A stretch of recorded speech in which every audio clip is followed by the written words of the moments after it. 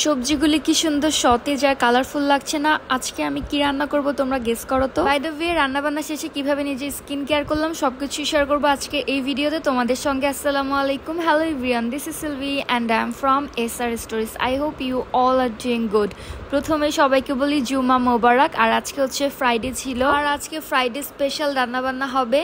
বেশ অনেকদিন ধরে ভাবছিলাম যে ফ্রাইড রাইস রান্না করব। লাস্ট আমি কবে ফ্রাইড রাইস রান্না করেছি আমি আসলেই ভুলে গিয়েছি। আজ অনেকদিন পর ফ্রাইড রাইস রান্না করতে চলে আসলাম। মানে ওই আর কি, যতটুকু পারি চাইনিজ আইটেমগুলো আজকে রান্না করার চেষ্টা করব। তো আমি মোটামুটি যা যা সবজি আনতে বলেছিলাম সবকিছু এনেছে, শুধু কালারফুল ক্যাপসিকামগুলো পাইনি।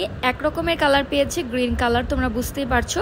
তো প্রথমে হচ্ছে আমি ফ্রাইড রাইসের জন্য সবজি আর হচ্ছে চাইনিজ ভেজিটেবলের জন্য সবজিগুলি কেটে নিলাম। তারপর হচ্ছে এই যে পোলাও চাল দিয়ে আমি হচ্ছে 80% কুক করে নিলাম রাইসটাকে। তারপর হচ্ছে এটাকে ঠান্ডা এবং ঝরঝরে হওয়ার জন্য রেখে দিলাম। যদিও আমি এটার মধ্যে লবণ আর হচ্ছে তেল ব্যবহার করেছিলাম, এমনিতেই ঝরঝরে হয়েছে বেশ। তারপর হচ্ছে একে একে আমি আমার কুচানো সবজিগুলো ফ্রাইড রাইসের জন্য আগে হচ্ছে ভেজে নিচ্ছি। আমি প্রথমে একটা ডিম নিয়েছিলাম, তারপর মনে হলো যে না, আরও 2টা ডিম লাগবে, তাই হচ্ছে আরও 2টা ডিম ফ্রাই করে নিলাম। আমি কিছু চিকেন কেটে নিয়েছিলাম, সেই চিকেনগুলোও হচ্ছে একটু করে ফ্রাই করে নিয়েছি। দেন সবগুলো সবজি একসঙ্গে রাখলাম, তারপর হচ্ছে রাইসের সঙ্গে মিলিয়ে দিলাম। তারপর এখানে আমি সয়া সস দেন হচ্ছে টেস্টি সল্ট ব্যবহার করেছি, যেটা আর ক্লিপ নেওয়া হয়নি। ফ্রাইড রাইস রান্না করা শেষে আমি চলে আসলাম চাইনিজ ভেজিটেবল রান্না করার জন্য। এটাকেও হচ্ছে প্রথমে সবজিগুলো হালকা একটুখানি ফ্রাই করে নিলাম, ফ্রাইও বলা যায় না, কিন্তু চিকেনটাকে একটু ফ্রাই করে নিয়েছি। দেন হচ্ছে এটার মধ্যে সয়া সস দিয়েছি, আর আমি হচ্ছে মাশরুম দিতে ভুলে গিয়েছিলাম, তাই হচ্ছে একটু পরে মাশরুমটাকে অ্যাড করে দিয়েছি। দেন হচ্ছে আমার চাইনিজ ভেজিটেবলও রেডি।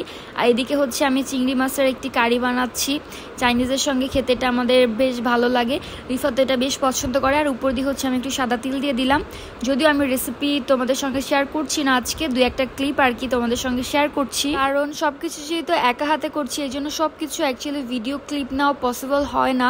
আর এইদিকে হচ্ছে আমি চিকেন কারিটাও রেডি করে ফেলাম। চিকেন কারির মধ্যে একটুখানি ক্যাপসিকামও দিয়েছিলাম।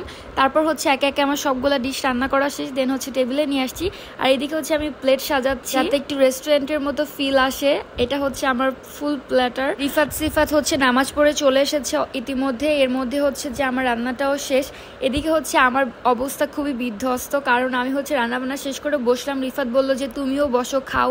আসলে এত কিছু রান্নাবান্না শেষ করে না শাওয়ার করে আসলে কিছুই করতে ইচ্ছা করে না। তাও রিফাত বেশ জোর করছিল, তাই একটু একটু খাচ্ছিলাম। তো কিছু রান্না করার পরে আমার আবার মনে হলো একটু পায়েস রান্না করি, বা গুড়ের ক্ষীর বলা যায়, ওটাও রান্না শেষ করলাম। তারপর হচ্ছে আমি শাওয়ার নিয়ে ফেলেছি। বেশ কয়েকদিন ধরে প্ল্যান করছিলাম যে ফ্রাইডেতে একটু নিজের স্কিন কেয়ার করব, সেটা আমি করতেই ভুলে গিয়েছি, কারণ খুব তাড়াহুড়োর মধ্যে যে শাওয়ারটাও নিয়ে ফেলেছি, কারণ সকাল থেকে রান্নাবান্না করতে করতে আর ইচ্ছা করছিল না। দেন আমি শাওয়ার করার শেষে হচ্ছে যে সন্ধ্যাবেলায় বসলাম নিজের একটু স্কিন কেয়ার করার জন্য। আর এটা হচ্ছে থানাকা ইউজ করছি, নতুন করে নিশ্চয়ই তোমাদেরকে বলতে হবে না। আর এটা দেওয়া খুবই ইজি, কারণ এটার মধ্যে শুধু পানি দিয়ে ব্যবহার করা যায়। তোমরা আমাকে কমেন্টস করে জানাও তো যে ছুটির দিনে তোমরা কি কি করো। আজকে এখানেই বিদায় জানাচ্ছি। সবাই ভালো থেকো, সুস্থ থেকো এবং আমার সঙ্গেই থেকো। দেখা হবে নেক্সট অন্য কোনো ভিডিওতে। Thank you so much for watching this video. আল্লাহ হাফেজ।